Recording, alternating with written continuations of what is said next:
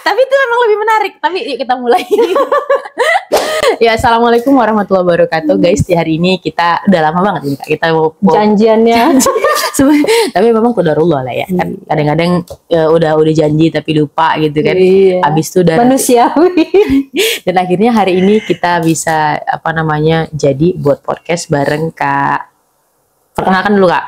Oke, perkenalkan nama saya Dr. Hewan Rahmi Febrianti, dokter di Mueza Petker, Jalan Amal Mulia, nomor 10, Pekanbaru.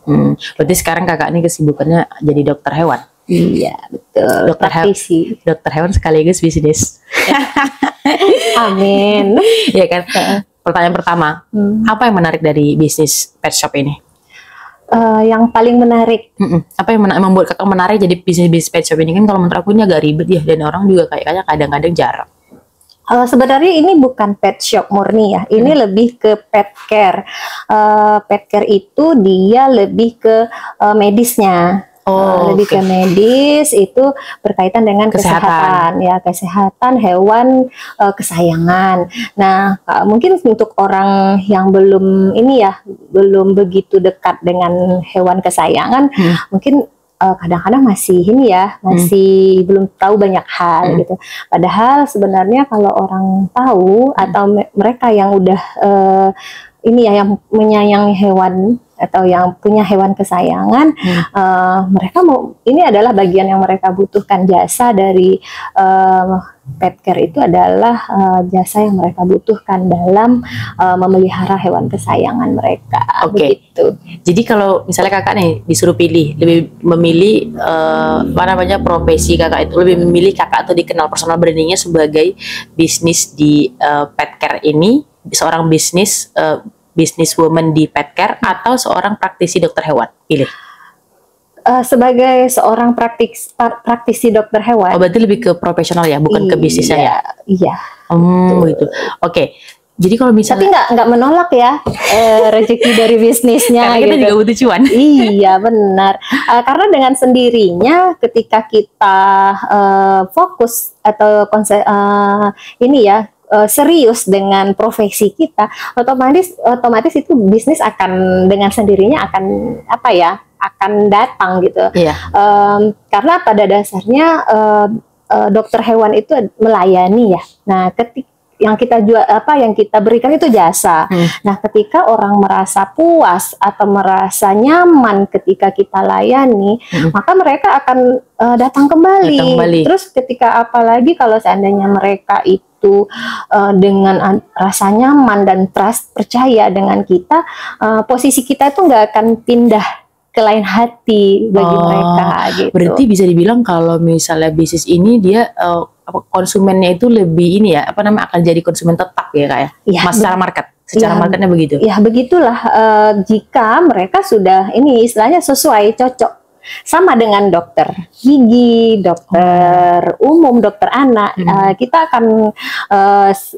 akan merasa cocok nih dengan dokter ini gitu, karena beliau punya value ini seperti itu. Nah, begitu juga dengan dokter hewan. Kucing saya maunya saya berobat, medical check up, pemeriksaan rutin dengan dokter ini, karena dokter tersebut punya value ini dan ini gitu. Bentar ya, takutnya dia kayak serius banget kita. Iya, nggak apa-apa. Bagus. Oke. Terus Kak, ini aku sebagai orang yang agak sedikit utopis lah dengan perhewanan ini gitu, karena secara kalau aku pribadi begini, karena aku juga mungkin karena aku suka hewan, aku suka kucing, bahkan anjing pun aku suka, cuman karena najis aja ya. Apalagi banyak anjing yang lucu-lucu gitu ya. Aku sebenarnya suka, cuman kalau misalnya aku berpikir ngurusin diri sendiri aja ribet, apalagi ngurusin ya tadi tuh ya binatang-binatang itu, anabul-anabul itu gitu kan Kak. Terus aku terpikirnya begini, kadang-kadang biaya perawatan untuk yang anabul itu lebih mahal daripada biaya perawatan kita. Itu gimana sih? Iya, benar sekali. Nah, sebenarnya poinnya dulu nih. Poinnya dulu kita punya anabul atau punya hewan kesayangan. Nah, sebagian besar orang yang punya hewan kesayangan itu ini model hobis ya, seperti apa, pencinta tanaman. Nah, seperti itu juga dengan hewan kesayangan, ketika mereka sudah menyayang, sama dengan kita juga, ketika sudah kita menyayangi sesuatu, kita tidak akan pernah berpikir dua kali untuk memperjuangkannya, benar. Untuk menjaganya, untuk merawatnya. Nah, begitu juga dengan hewan kesayangan. Ketika kita sudah menyayanginya, maka kita tidak akan berpikir untuk mengeluarkan biaya dalam proses perawatannya, pengobatannya, medical check up-nya. Nah, selain dari itu, bedanya mungkin hewan kesayangan dengan mungkin hobi yang lain, mungkin ada tanaman dan lain, si owner atau pemiliknya dia bisa berinteraksi, contohnya dengan kucing, mereka bisa berinteraksi langsung dan mereka tuh seperti punya ikatan gitu dengan ownernya, seperti punya anjing gitu.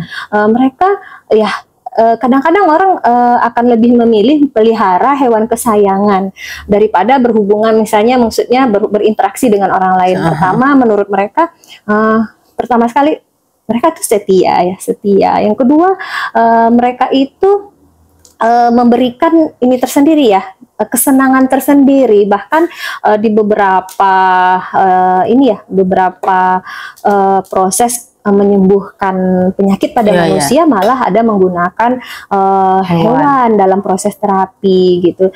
Nah, inilah yang kita ambil di sini, bahwa ternyata dengan memelihara hewan kesayangan, ternyata nilai dia memberikan nilai positif ke kita lebih besar, maka kita akan tidak akan merasa dirugikan atau tidak rasa rugi ketika memelihara mereka. Justru dengan dan mereka pun seperti itu, hewan kesayangan sendiri. Ketika kita menyayanginya, memperlakukannya baik, ternyata mereka juga memberikan respon ke kita, dia akan memperlakukan kita juga baik seperti itu. Memang begitu sih. Tapi Kak, kalau misalnya kita lihat secara market bisnisnya seperti apa nih? Kan kalau misalnya kita lihat orang yang kalau bisnis marketnya pet shop, pet care atau pet care ini kan dia tidak seperti customer good ya. Kalau customer good iya ya, kalau customer good kan semua orang pakai, semua orang guna gitu ya. Semua orang pasti akan always to buy it gitu kan. Dan repeat ya. Iya, repeat order.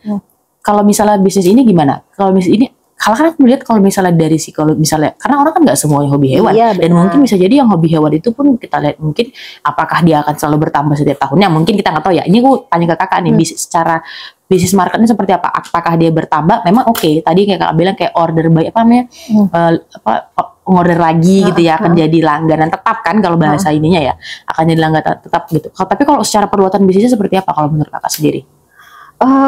Kalau menurut saya, bisnisnya akan berkembang sama dengan bisnis-bisnis yang jasa yang lainnya ya, sama. Dan karena apa? Karena perkembangan dunia hewan kesayangan atau pet itu juga semakin berkembang. Kalau dulu mungkin orang hanya kenal hewan kesayang itu anjing, kucing gitu kan. Nah, tapi kalau sekarang ternyata tuh ada berbagai macam, musang sudah bisa juga, terus kemudian ada sugar glider. Sugar glider apa? Itu yang bisa terbang, bukan seperti tupai, nanti kita lihat kan ya. Terus kemudian ada jenis kadal-kadalan itu, iya, aku pernah lihat, iguana, gecko dan lain-lain sebagainya. Bahkan sekarang ada landak mini gitu ya. Nah, semakin jadi ini akan berkembang, terus kemudian orang-orang ternyata juga psikologis manusia juga berkembang gitu, tingkat stres bertambah. Ternyata dengan mereka berinteraksi dengan hewan, ternyata itu memberikan membantu. Iya, membantu efek, memberikan ketenangan tersendiri. Seperti misalnya nih orang yang penyayang kucing. Dia dari kantor punya beban pekerjaan yang mungkin besar ya, atau under pressure atau seperti apa di kantornya, kemudian dia pulang ketemu sama kucingnya yang menyambut dia dengan hangat seperti itu sudah ini ya bentuk ya, iya, itu sebuah bentuk yang healing gitu kan. Healing itu tidak harus jalan-jalan sih kalau untuk pet owner. Ternyata dengan mereka berinteraksi, mengelus kucingnya, dan kucingnya merespon seperti ada rasa, aku disayang nih oleh ownerku. Nah, aku harus ini berperilaku baik terhadap mereka. Nah, itu saja sudah ini ya, maksudnya dengan berkembangnya seperti itu, ini cukup ini sih, cukup punya prospek ke depannya Iya seperti sih, itu. Tapi kalau misalnya untuk kakak sendiri, klinik kakak sendiri ini itu kan tadi ada banyak tuh yang kayak iguana termasuk itu juga, ini ngurusin itu juga atau cuma? Nah, iya, kebetulan nanti itu sebenarnya ketika kita jadi praktisi, kita punya namanya interest, itu ketertarikannya kemana. Untuk hewan kesayangan nanti itu ada hewan anjing kucing, terus nanti anjing kucing pun ada bervariasi ya, ada yang fokus ke mata, ada yang fokus ke kulit, penyakit kulit ya, terus kemudian nanti ada juga yang namanya tadi termasuk landak mini, musang, terus kemudian iguana itu kura-kura itu nanti interestnya ke namanya hewan eksotik. Oh, gitu. berarti tapi kalau kakak ini khusus untuk apa? Kalau di sini sekarang kita terima ya, karena di sini ada beberapa dokter. Nah, kalau untuk ininya nanti kami sudah punya nih core-nya. Ini dokter A nanti maunya arah kemana. Kebetulan di kita itu ada yang interestnya ke bedah, terus internal ya, penyakit dalam, terus kemudian eksotik seperti itu. Ya, kebetulan kalau saya sendiri masih ini ya, dua, maksudnya ke internal sama eksotik gitu. Internalnya apaan? Internal penyakit dalam. Oh, berarti ini ngomongin tentang penyakitnya yang tadi eksotik, internal, eksternal Iya, itu. nanti pengklasifikasiannya seperti itu. Pengklasifikasian gitu. pengobatan dan perawatannya. Benar. Oh, aku kira pengklasifikasian berdasarkan hewannya, enggak ya? Semua ada hewan berdasarkan hewan, contohnya misalnya dia ke satwa liar, hewannya tuh berarti hewan liar gitu. Terus ada yang hanya kucing aja, feline aja dia khusus belajarnya. Dan kebetulan kalau di Indonesia kan belum ada ya spesialis seperti itu gitu. Nah, untuk memfokuskan seperti itu di beberapa dokter di Indonesia itu sekolahnya di luar negeri gitu. Ada yang khusus mata aja ada gitu. Berarti itu mata khusus untuk mata hewan. Iya, benar. Ada yang orto gigi aja gitu, atau tulang, bedahnya nanti tuh ada yang fokus ke bedah tulang aja ada. Terus ada yang yang bedah soft tissue gitu, jaringan lunak seperti itu. Berarti masih banyak gitu. Ketika kita udah masuk ke dalamnya gitu, ternyata bisnis pet care itu banyak. Karena ini masih ini ya, masih belum terlalu ini ya, familiar ya di bisnis di Indonesia seperti ini. Iya juga sih. Dan dari tahun ke tahun potensinya besar juga. Iya, potensinya besar. Terus dari tahun ke tahun di Indonesia itu berkembang seperti itu. Oh ya, secara data begitu ya, Iya, benar. Berarti kalau ini kan kalau kakak kan sekarang campur nih antara pet care dengan pet shop ya. Iya. Ini gabung ya. Pet shop misalnya kayak makanan hewan, terus kayak yang pernak pernik hewan dan sebagainya macamnya. Terus yang ada juga yang kalau misalnya di sini di bagian perawatan hewannya, pengobatan dan lain sebagainya gitu. Jadi kalau misalnya tadi 1 sampai 10 pelanggan yang datang, itu kira-kira berapa kemungkinan bakal balik lagi akan jadi pelanggan tetap? Kalau sejauh ini pelanggan tetap itu 1 sampai 10 itu 8 ya? Berarti besar ya ininya ya? Benar. Kemungkinan mereka bakal balik lagi? Tergantung kita membuat engagement sama mereka seperti apa. Oh gitu. Dan kecocokannya juga ya dia Iya, benar. Pada dasarnya kita tuh punya basic keilmuan tuh sama nih. Kita di sekolahin atau kita punya standar kompetensi yang sama. Tinggal lagi ini kita bonding kita, service kita, komunikasi kita dengan klien, kemudian seperti apa layanan kita, kepuasan gitu. dari itu. Bagaimana kita melayani? Karena ini makanya ketika kita misalnya mungkin jual barang, orang bisa aja nih beli barang ini di toko yang berbeda, misalnya dari toko A ternyata nggak ada di sana, bisa pindah nih. Nah, ketika jasa orang itu mendingan nunggu nih, misalnya saya Dokter Rahmi ada, ternyata lagi keluar kota gitu. Nah, mau dirawat sama kucingnya seperti apa, kondisi seperti apa, mau berobat atau apa? Oh iya, lagi ini nih mau check up gitu, terus dia akan milih, maksudnya Dokter Rahmi nanti itu jadwal ini kembali praktek di tanggal sekian. Oke, saya nggak apa-apa nunggu, yang penting saya sama dokter Ahmi seperti itu. Karena apa? Karena mungkin ya itu karena mereka cocok dengan jasa yang kita berikan seperti itu. Jadi apa sih sebenarnya yang menarik dari apa namanya bukan dokter hewan sih, apa yang menarik dari bisnis pet shop kayak gini? Kalau yang menarik dari bisnis pet care, kalau saya lebih fokus ke pet care ya, yaitu seperti apa jasa yang ditawarkan, seperti apa kita melayani orang gitu. Nah, orang akan merasa ketika merasa puas, merasa nyaman dengan layanan kita, mereka pasti akan datang kembali seperti itu. Ya, itu karena dia ada repeat ordernya itu yang membuat jadinya. Makanya ketika kita pengen diperlakukan baik, maka perlakukanlah. Karena di sini tuh ada dua ya, ada dua yang kita akan perlakukan. Ada hewannya, ada ownernya. Nah, hewannya seperti apa nih kita memperlakukan hewan pasien kita nih? Oke, mungkin si dokter smart gitu kan, tapi ketika dia memperlakukan mungkin si hewan itu merasa, oh, gue nggak nyaman ya, maksudnya akhirnya dia bisa mungkin memberikan perlawanan seperti itu. Kedua, si dokternya si kliennya gitu kan, oke, kita mungkin meracik obat atau kemampuan kita mendiagnosa bagus, tapi ketika kita berkomunikasi dengan klien, kita tidak bisa menjelaskan dengan baik, terus kemudian tidak memberikan perlakuan yang baik untuk hewannya, di situ akan merasa tidak nyaman tuh dua, hewannya sendiri sebagai pasien dan si klien itu sebagai owner. Ya sih, tapi ada yang menarik sih Kak. Tapi coba kalau misalnya kita lihat secara data lah. Memang kalau misalnya biasanya kalau yang punya anabul itu biasanya emang orang-orang yang menengah ke atas ya. Nah, itu dia kan. Sekarang ini sesuai dengan perkembangan waktu, ternyata enggak jaminan sekarang. Ternyata yang menyukai, yang menyayangi hewan itu enggak hanya orang middle up gitu. Misalnya kita punya klien yang beliau hari-hari itu sebenarnya yang ini ya, jual barang bekas gitu. Tapi beliau ternyata punya kucing itu ada 3 gitu. Meskipun itu lokal ya, kucing kampung gitu, tapi ternyata beliau menyayanginya benar-benar, yang meliharanya benar-benar seperti itu. Jadi nggak jaminan sekarang yang pelihara itu pasti orang menengah ke atas, enggak gitu. Iya benar, tapi ini ya, kalau misalnya dulu mungkin ya Kak ya, maksudnya dulu, tapi memang pada dasarnya kan seperti itu ya kalau misalnya kita lihat ya, orang menengah ke atas nih yang banyak pelihara yang anabul itu, karena memang kalau misalnya kita lihat, kita nggak bisa pungkirin memang biasanya untuk kebutuhan untuk si anabul ini memang kadang-kadang lebih besar kan, maksudnya dia lumayan besar, kita nggak bisa bilang lebih besar, lumayan besar lah karena untuk makannya kayak gitu.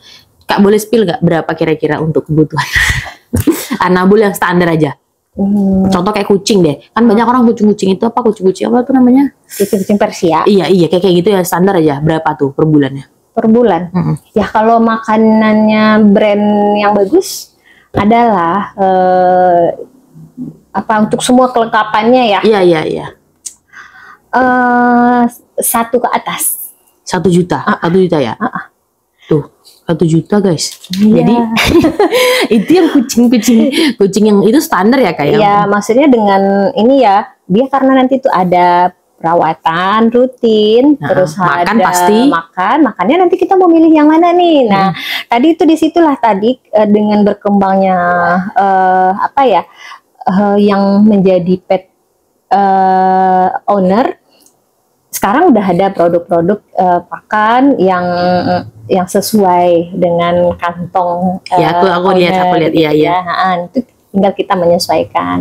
Tapi tidak bisa dipungkiri bahwa harga suatu produk pakan itu akan menyesuaikan dengan kualitasnya. Iya sih, benar. Ini pertanyaannya agak sensitif, tapi harus ditanya. Boleh dijawab tidak? Bisakah ya dari bisnis pet care atau pet shop? Bisakah ya? Harusnya. Terus? Harusnya bisa. Iya. Bisa jadi konglo? Bisa. Harus bisa. Iya. Ketika kita udah pro, nah ya ketika kita melayani maksimal atau memberikan sesuatu yang terbaik, orang juga nggak akan pernah loh mikir dua kali untuk bayar. Sama. Nah, sebagian orang itu menganggap hewan kesayang itu seperti anak. Ya bener. Pernah ngitung-ngitung nggak kebutuhan aku lihat anak? Begitu sih. Coba kalau dihitung harga satu diapers berapa kali ganti sehari. Orang tua nggak pernah ngeluh kan, nggak pernah ini ya. Nah begitu juga. Terus giliran anak sakit, pernah nggak mikir, jangan deh, nggak mau berobat gitu. Pasti akan memilihkan yang terbaik. Intinya pet owner itu ketika udah komitmen punya hewan kesayang atau punya anabul, pasti mereka akan melakukan sesuatu. Artinya mereka percaya dengan ada komitmen pasti ada konsekuensi di belakang. Iya, jadi kata kuncinya itu tadi yang mau ini. Ya, kata kuncinya adalah biasanya memang anabul itu akan dianggap disetarakan dengan anaknya sendiri. Ya, biasanya orang-orang kayak begitu. Aku lihat teman-teman aku, beberapa teman-teman aku yang mereka punya kucing. Dia lebih bisa dia punya kucing, kebetulan dia punya kucing. Kucing itu bisa membuat dia stres karena kucing nggak mau makan. Tuh bayangin tuh. Benar. Tapi memang kalau tadi yang kakak bilang memang itu mereka menyamakan antara anabul itu dengan anak mereka itu benar dan mereka bakalan nggak akan mikir-mikir kalau misalnya menghabiskan berapapun banyaknya uang untuk urusin anabul itu. Bahkan sekarang lebih lebih ekstrim ya. Mereka malah diri mereka tuh babunya dari anabul, iya kan? Bener. Tapi itu terbayarkan dengan rasa kasih sayang dan cintanya sama ini lah ya. Itu dia. Di sini tuh berbicara tentang rasa nyaman, kayak udah pacaran rasa nyaman. Bener loh. Bener aku pernah nggak ini nih real kenyataannya. Sudah beberapa pet owner yang datang ke sini, misalnya kondisi si pasien itu tidak bisa terselamatkan. Pasien ini binatang ya? Iya benar, kucing atau anjing seperti itu tidak bisa terselamatkan karena kejadian kasus penyakitnya memang berat seperti itu, dan terus mereka akan menangisi seperti menangisi kematian orang-orang yang mereka sayangi. Seperti bahkan di sini tuh pun akhirnya kita karena ingin memberikan layanan terbaik, kita tuh menyediakan loh jasa proses penguburan. Kakak jasa ini juga nggak sih, penitipan nggak sih? Iya, ada hotelnya. Tapi aku mau nanya, kalau misalnya kayak anjing, kakak gimana caranya, kan anjing najis? Oke, nah ini Vicky nih ya. Iya. Ini nih. Iya, jangan-jangan meja ini pernah in lagi. Nah, ayo loh. Oke. Nah, kebetulan dulu ketika saya kuliah tuh kami pernah menulis buku dengan dosen yang tentang menulis buku fikih anjing gitu. Iya. Yang jadi najisnya anjing itu apa? Air liur. Nah, air tapi liur. Semua nggak sih? Coba yang jadi najis di anjing itu apa? Air ludah, air liur kan? Semua nggak sih? Nah, ada kan cerita seorang perempuan, akhirnya seorang perempuan ini ya masuk surga. Iya, masuk surga ketika dia menyelamatkan seekor anjing yang kehausan, memberikan minum gitu kan. Nah, jadi kita kenapa berbicara masalah pet care-nya atau medisnya, menyelamatkan nyawa atau menyelamatkan pasien itu adalah bentuk kita membantu makhluk Tuhan di situ. Oke, aku setuju di bagian itu. Ketika hal-hal yang berkaitan dengan najis, kita akan melakukan proses pembersihannya sesuai dengan syariat. Iya, benar. Berarti selama proses untuk misalnya perawat, contohnya anjing ya. Kalau kucing kan fine aja. Kalau anjing berarti pakai ini ya, pakai sarung tangan gitu ya. Iya. Bahkan kita nggak anjing pun ketika kita SOP-nya harus pakai APD, pelindung gitu, pakaian. Makanya kita ketika praktek tuh menggunakan pakaian khusus untuk praktek, dan emang di ruangan praktek kita menggunakannya itu gitu.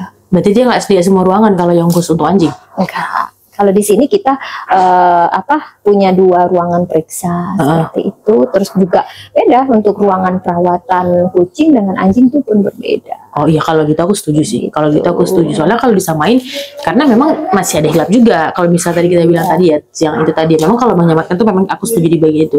Tapi kan memang kadang-kadang memang ada juga yang najis dan segala macamnya. Kita berhati-hati. Otomatis kita akan bersentuhan dengan ini ya. Apalagi kami dokter itu pasti periksa itu menyeluruh, mulutnya, bagian-bagian tubuhnya secara menyeluruh, baru kita bisa mendiagnosa ya gitu kan. Nah itulah ininya. Kita memang harus melakukan ini ya, proses SOP-nya supaya supaya tidak ada di situ yang kecolongan bahasanya. Artinya ketika kita punya niat baik membantu menyelamatkan pasien, terus kemudian kita juga tetap menjaga kepercayaan kita. Berarti kalau di sini ruangan apa untuk periksa kesehatan? Iya, di sini ruangan periksa kesehatan, dan ini selain dari itu sejauh ini di Mueza itu pasien kita itu kalau pasien anjing lebih sering kita visit kunjungan ke rumah. Terus kita juga punya dua ruang periksa sih. Ini untuk ruangan kucing, ruangan periksa berikutnya untuk anjing. Untuk anjing gitu. Iya. Tapi aku kalau misalnya ngomongin anjing dan kucing, Kak, aku nih kalau misalnya aku tanya pribadi, aku lebih suka anjing. Iya. Cuman karena anjing itu najis aja. Nih ya, kalau misalnya aku tuh sebenarnya suka binatang. Cuman karena yang merawat ada segala macam ribet dan aku takut zolim gitu sama binatang itu, jadi aku nggak memutuskan untuk mengadopsinya begitu. Cuman kalau misalnya disuruh nih antara kucing dan anjing, aku pilih anjing. Apalagi anjing lucu-lucu ya, gitu. Ashabul Kahfi. Iya, benar-benar. Anjing kan? Pernah nggak di ini ya, maksudnya apa ya? Nah, makanya kalau kita berbicara masalah keyakinan gitu kan, ketika kita memikirnya nggak sampai detail dan mendalam, pasti akan lebih kecenderungan kita menjudge ya. Nah, tapi ketika kita tahu, dan Islam itu kan rahmatan lil alamin. Rahmatan lil alamin itu bukan buat manusia saja loh, buat semua makhluk yang ada di bumi. Bahkan bumi itu sendiri, semua yang ada di alam itu kan tanah. Kita nggak boleh loh harus rahmatan lil alamin ya. Misalnya tanah, buang sampah sendiri ngerusak tanah kan. Bener. Nah apalagi ini hewan, sama-sama ciptaan Tuhan, makhluk ya kan, makhluk hidup gitu. Mereka akan mendoakan kita loh ketika kita memberikan perlakuan yang baik terhadap mereka.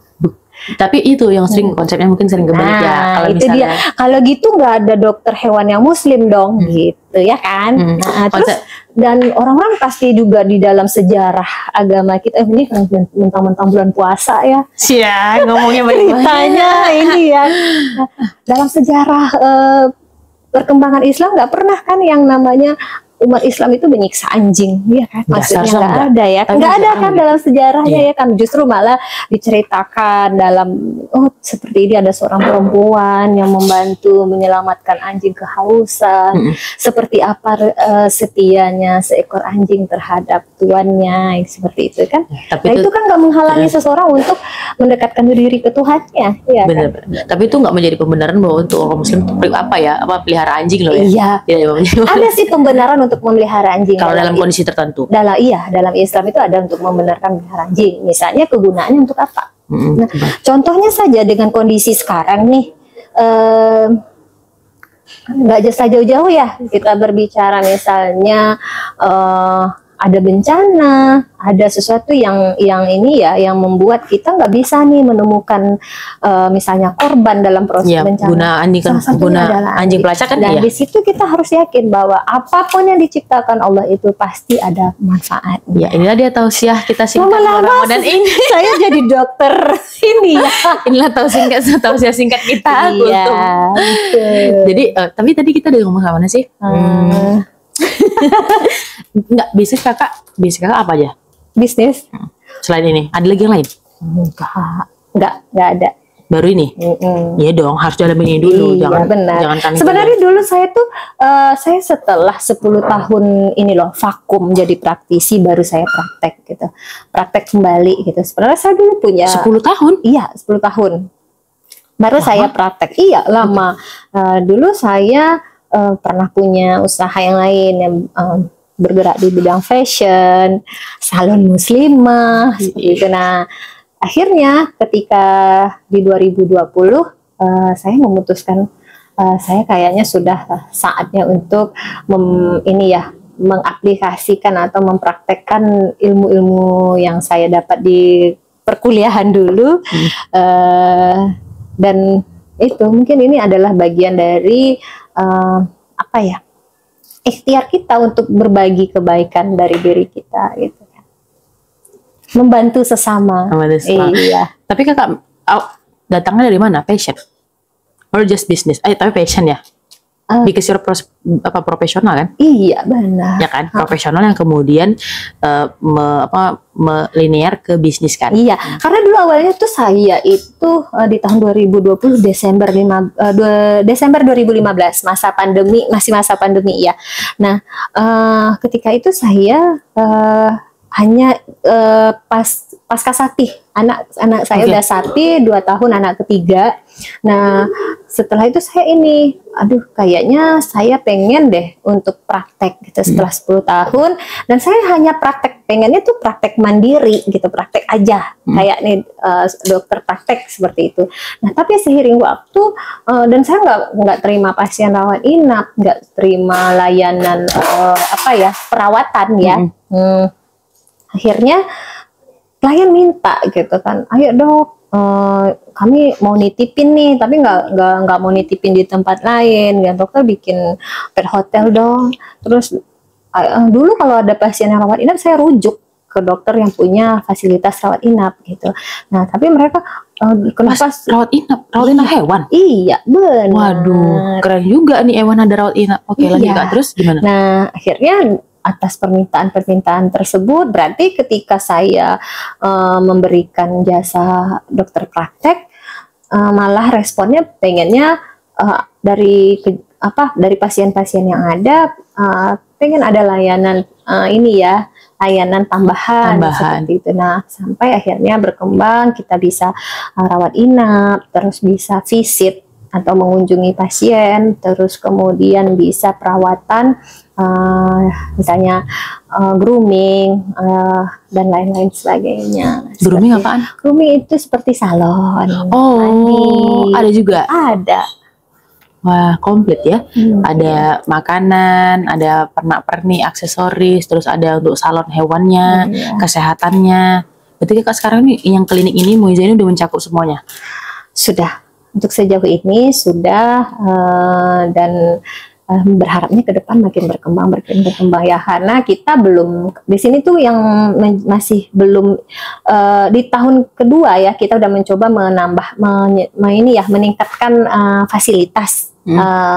Kita USG untuk pemeriksaan kebuntingan dan lain-lain sebagainya, atau untuk USG untuk membantu dalam meneguhkan diagnosa penyakit dalam seperti itu ya. Terus kemudian kita bertahap berikutnya kita mempersiapkan nih laboratorium ini dengan mencoba untuk menyediakan alat dalam menganalisis atau cek darah seperti itu, sehingga ini tuh benar-benar loh diagnosa yang kita berikan benar-benar sudah melakukan tahapan yang sebagaimana mestinya, sehingga terapi yang akan kita pilih itu yang tepat.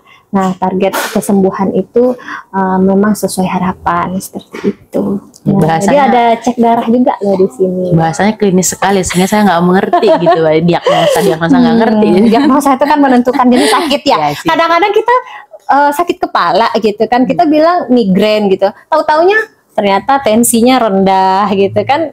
Yang kita ceritakan itu kan gejala gitu kan, tahu-taunya diagnosanya bukan migrainnya gitu, ternyata ini anemia gitu. Ekspektasi pasien dengan ekspektasi dokter dengan ininya dokter berbeda gitu. Kadang-kadang pasien kan hanya menceritakan apa yang dirasakan. Iya, benar. Nah, ini yang uniknya dan spesialnya itu, dokter hewan itu pasiennya nggak bisa cerita. Oh iya, kita lupa. Bener juga ya. Iya, gimana caranya? Nah, ya itu dia. Disitulah diuji kemampuan kita dalam ini nih sakitnya ini nih gitu. Iya, benar. Kalau diibaratkan dengan manusia, dokter hewan itu harus lebih pandai sih. Bukan harus sih, maksudnya punya kompetensi di bidang tersebut. Nah, kalau dibandingkan manusia itu kita mungkin lebih ke seperti dokter anak.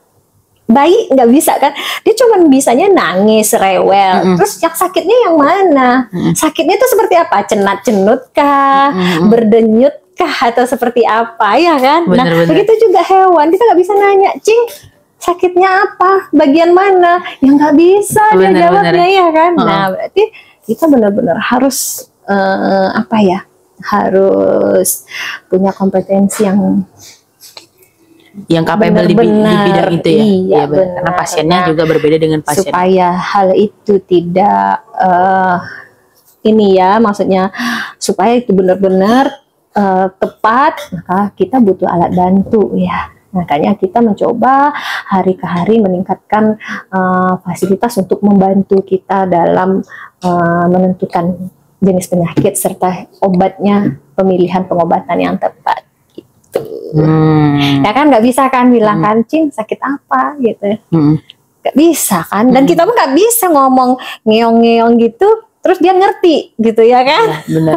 Berusaha pun kita mencoba mengkomunikasikan dengan bahasa mereka juga nggak akan tahu, kita nggak akan tahu ya. Benar. Tapi ini intinya ya, uniknya bisnis pet care atau pet shop ini memang kayaknya ini bisnis yang ini deh Kak, apa namanya, sustainable. Karena ya as long as we see, as long as we know lah ya. Karena ya pasti orang yang suka dan pecinta binatang itu nggak akan berkurang, yang ada bertambah, ya kan? Nggak mungkin hari ini dia hobi binatang, besok nggak cinta lagi, nggak mungkin. Itu suatu hal yang nggak mungkin kalau menurut aku. Jadi bisa bilang ini memang secara market mungkin tidak bisa langsung berkembang sebegitu luas, tapi sustainable-nya itu yang oke. Ya kan, karena dia nggak, karena dia bukan yang kayak bisnis makanan yang dia itu kayak booming-boomingan. Makannya kan lebih kayak booming-boomingan gitu kan. Kalau bisnis yang pet care ini kan enggak, dia itu kayak sustainable, dan itu kayaknya nggak lekang oleh waktu ya Kak ya. Iya, justru malah akan berkembang nih. Maksudnya akan berkembang kenapa? Ya sama dengan manusia ya. Sakit hari ini belum tentu besok itu akan sama ya. Bener. Jenis penanganannya, pengobatannya, dan alat-alat bantu untuk dalam pengobatannya gitu ya. Gitu deh. Oke guys, kita sampai pada in the end of our podcast. Kak, coba satu pesan buat yang punya pet care, kedua pesan buat yang nggak punya pet care. Yang maksudnya yang punya bisnis ini, bukan bisnis, yang punya binatang, yang punya anabul, yang punya pet. Saat itu satu yang pet animal ya. Iya, pet animal yang hobi. Satu yang sama yang nggak hobi, gimana? Coba. Oke, pesan yang ya, untuk kalau pesan untuk yang punya hewan kesayangan atau pet owner, itu pesan saya, perlakukanlah hewan kesayanganmu dengan memberikan yang terbaik, dan dengan cara apa? Dengan teratur melakukan treatment atau check up-nya, kemudian berikan jadwal yang tepat untuk proses yang berhubungan dengan kesehatannya, misalnya pemberian obat cacing, check up ke dokter, vaksinasi, karena ini akan berhubungan dengan kesehatan mereka gitu. Nah, ketika owner sudah pet lover atau pet owner sudah memutuskan dia memilih anabul untuk hewan kesayangannya, berarti harus komitmen dengan proses tersebut dan harus melakukan hal-hal yang mensupport komitmen tersebut. Nah, untuk yang belum tahu sensasinya melihara hewan kesayangan, coba deh untuk pelihara hewan kesayangan, karena mereka itu akan memberikan suatu journey tersendiri ya. Iya, pengalaman tersendiri, sensasi tersendiri. Bahkan banyak dari klien-klien kami yang awalnya bahkan ada yang menjadikan hewan tersebut untuk terapinya ya. Contohnya ternyata tuh beliau alergi asma gitu kan, ternyata dengan terapinya ternyata dengan pelihara gitu, dengan terpapar dengan kucing atau dia selalu berinteraksi, hilang traumanya atau hilang fobia atau alerginya seperti itu. Nah, kadang-kadang kita, intinya ketika kita misalnya belum jadi pet lover, yang penting jangan membenci, itu aja. Karena ketika kita maksudnya lebih baik ya cuek, maksudnya bukan cuek sih, apa ya namanya, intinya ya biasa aja daripada dengan membenci. Contohnya sekarang tuh banyak kasus-kasus ya, orang yang menyiram kucing dengan air panas, bahkan ada yang ini ya melakukan kekerasan, sengaja nabrak anjing.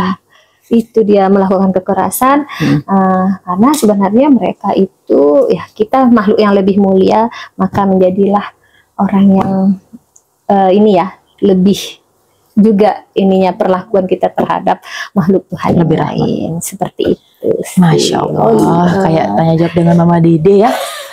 Ya kalau dari aku buat teman-teman yang dia, kalau dari aku ya, kalau tadi kan dari dokter, ini kalau dari aku untuk orang-orang yang dia punya punya pet atau apapun itu binatang peliharaan, pastikan adalah ketika kalian memiliki binatang peliharaan, pastikan kalau kalian itu mampu dan benar-benar akan merawat itu. Iya. Jangan cuma hanya suka tapi nggak merawat, memberikan istilahnya apa yang dibutuhkan dari binatang itu gitu. Karena ketika kita hanya cinta tapi kita tidak memberikan apa yang menjadi haknya dari binatang itu sama dengan jolim, oke? Dan itu egois. Yang kedua buat teman-teman yang nggak suka dengan binatang, ya menurutku itu bisa menjadi satu kalau di zaman yang sekarang ini gitu ya, karena in social media itu bisa menjadi salah satu alternatif buat kita, apalagi sekarang ini kita banyak sekali Gen Z mental health dan segala macam. Benar tadi kata dokter Rahmi, itu bisa menjadi salah satu alternatif untuk membantu kesehatan psikologi dan kesehatan mental buat teman-teman juga. Jadi nggak ada salahnya buat mencoba. Dan ya mungkin untuk podcast kita kali ini, terima kasih dokter Rahmi, see you in the next podcast. Bye. Bye bye.